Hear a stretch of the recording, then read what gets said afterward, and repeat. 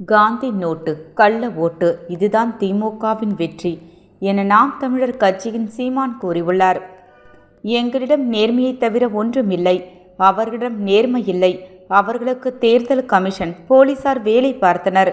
பல்வேறு நெருக்கடிகள். கள்ள ஓட்டு, ஓட்டு காசு, காந்தி நோட்டு, கள்ள ஓட்டு, இதுதான் அவர்கள் பெற்ற வெற்றி. டெபாசிட்டை இழந்தாலும் நம்பிக்கையுடன் இருக்கிறோம்.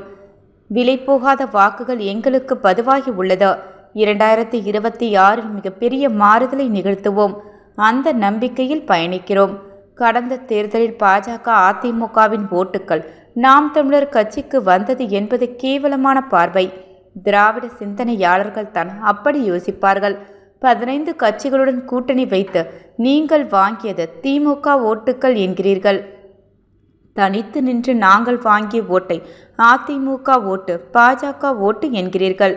அவர்கள் ஓட்டு போட்டு இருந்தால் நான் வெற்றி பெற்றிருப்பேன். நோட்டாவுக்கு கடந்த முறை 797 ஓட்டு கிடைத்தது.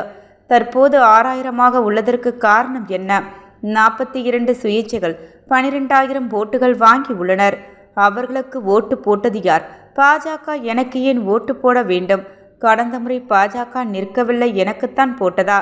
விக்கிரவாண்டியில் பாஜக, அதிமுக நிற்கவில்லை, எனக்கு தான் போட்டதா?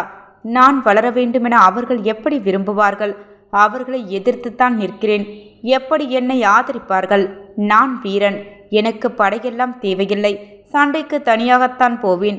என்னை அடிக்க வரான் 4 பேர் வாங்கன்னு கூட்டிட்டு போறதுக்கு நான் நாய் நரி கிடையாது. நான் புலி. தனித்துத்தான் வேட்டையாடுவேன். நான் துவக்கத்தில் இருந்து சொல்கிறேன்.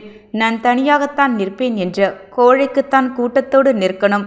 கூட்டத்தோடு நிற்பவனுக்கு வீரமும் துணிவும் தேவையில்லை. தனித்து நிற்பவனுக்கு வீரமும் துணிவும் தேவை. எனது கோட்பாடு தனித்துதான் நிற்கும். பாஜக என்னை ஏன் முதல்வர் வேட்பாளராக அறிவிக்க வேண்டும்? சும்மா பேசுகிறார்கள். இந்திய கட்சிகளுக்கு, தமிழக கட்சிகளுக்கு எதிரானது எனது கட்சி. ஈவேராவுக்கு எதிராக இப்போதுதான் பேச துவங்கியுள்ளேன். ஈவேராவுக்கு ஓட்டு, காந்திக்குத்தான் ஓட்டு. காந்தியை வணங்குங்கள். திராவிடத்தை பேசுபவர்கள், திமுகவில் உள்ளவர்கள் காந்தியை வணங்குங்கள், போற்றுங்கள். ஈவேராவை அசிங்கமாக பேசிவிட்டார் என சொன்னவர்களுக்கு 222 ஓட்டுதான் கிடைத்தது. உலகமே ஈவேராவை ஏற்றுக்கொண்டாலும் நான் எதிர்ப்பேன். ஈவேரா எங்களுக்கு தேவையில்லை, எனக்கு தேவையில்லை. என்னை பின்பற்றுபவர்கள் ஈவேரா வேண்டும் என்றால் வெளியேறி செல்லலாம். இவ்வாறு சீமான் பேசினார்.